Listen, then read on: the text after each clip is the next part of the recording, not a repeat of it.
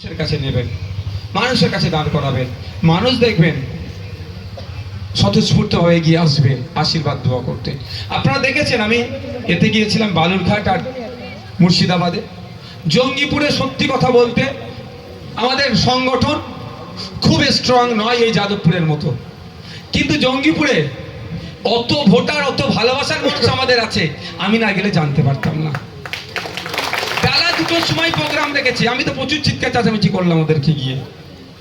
বেলা 2টোর সময় প্রোগ্রাম রেখেছে, মাথার উপরে ছাউনিটাও ঠিকঠাক দেয়নি, তলায় বসার চটও দেয়নি। আমি বললাম কি টাকার অভাব আছে, কেন এ কাজ করেছো?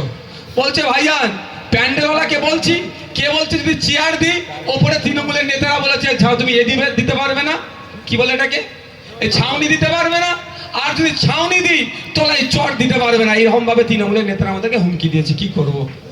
কিন্তু সত্যি বলছি আপনাদেরকে, এত ভালোবাসার মানুষ, এত আমাদেরকে ভালোবাসছে, এত ভরসা করছে, ওই গরমে যতটুকু পেরেছে ওর মধ্যে চেপে বসে আছে।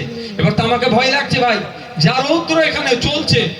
আমি আসানসোলের কথা ভুলে যাচ্ছি না, কোন এক রাজনৈতিক দলের নেতারা এই বস্ত্র বিতরণ করছিল, এই বস্ত্র নিতে গিয়ে চাপাচাপিতে মারা গিয়েছিল, খেয়াল আছে?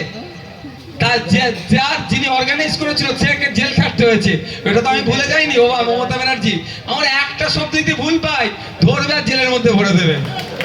আমি তো ভাই চাল্লাল্লাহ করছি, কি হবে রে? আমি বলছি ভাই এখানে এত দাঁড়াবার দরকার নেই, আমার ছবিতে কম লোক আসুক কোনো সমস্যা নেই, বামপন্থী বন্ধুরা বলুক লোক হচ্ছে না কোনো সমস্যা আমার নাই, তোমরা সাইডে যাও ভাই, গাছতলায় যাও, বিল্ডিং এর নিচে যাও, আমার আওয়াজটা শোনালিনি যথেষ্ট। কি করবো ভাই, আমার ছবিতে ভালো আসবে, বামপন্থী বন্ধুদের দেখিয়ে বলবে এই দেখো আমার এত লোক হচ্ছে, ওতে আমি বিশ্বাসী নয়। আমার দূরে থাকলেও হবে, দূরে থাকলেও হবে, আওয়াজটা শুনলে ভোট দিলে যথেষ্ট। তাই মানুষ আমাদেরকে চাইছে, আমাদের কাজ শুধু পৌঁছে যাওয়া, আমাদের কাজ পৌঁছে যাওয়া। 2021-এর আগে ভাঙড়ের সব রাজ্যের মানুষকে কি বলেছিল, বিজেপি চলে আসবে, বিজেপি চলে আসবে, সিএ করে তাড়িয়ে দেবে। আজকে ভাঙড় সহ সারা রাজ্যের মানুষ বুঝে গিয়েছে সিএ হচ্ছে একটা ভোট ধরা কল। সিএটাকে দেখিয়ে তৃণমূল তার ভোট চুরি মানে ভোট ধরে রাখতে চাইছে, আর বিজেপি একটার অংশের ভোট নিতে চাইছে। দিনের শেষে বিজেমূলের যে নাটক করছে এটা ভাঙড় সহ সারা রাজ্যের মানুষ জেনে গিয়েছে। আমি বিধানসভা ভোটে 1,09,000 ভোট পেয়েছিলাম।